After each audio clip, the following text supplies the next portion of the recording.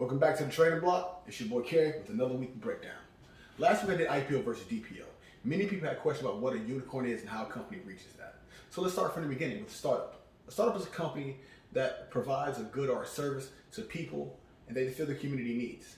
Now, they may not always have the business model and plan fully thought out. They may not have the capital necessary need to move forward, but it's important that they do if they feel that their product or service is beneficial to the people. Now, capital is workers, people, sometimes equipment, or even location. Now, in today's day and age, the location, brick and mortar, is not as necessarily as important as it was back in the day because of the internet and delivery services and many people just doing things from their home or small offices. Now, many startups fail. And that's why the first 3 years are really important. Make sure they generate revenue, make sure their business plan is efficient, make sure their business model is done the right way, and everyone and all their workers understand exactly what their business model and plan is. And also to build equity.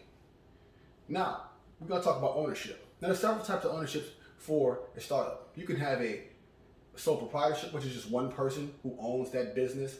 Partnership, where it's multiple people who own that partnership and they're all together in it. They all have a say and they're willing to let other people in if you pay your way. And then there's private, where they have a small group and they're not letting anyone else in. They're the owners and they're not letting anyone else in come in and make decisions. And there's also LLC. That's limited liabilities corporations. That limits the damages for the owner if anything were to happen. But now those ownerships and how you do affect your investors, because if an investor knows that, hey, I can be a partner, that may give them, incentive to do more or buy more. But if they know they're, it's a sole proprietorship or private, they may not buy depending on the service.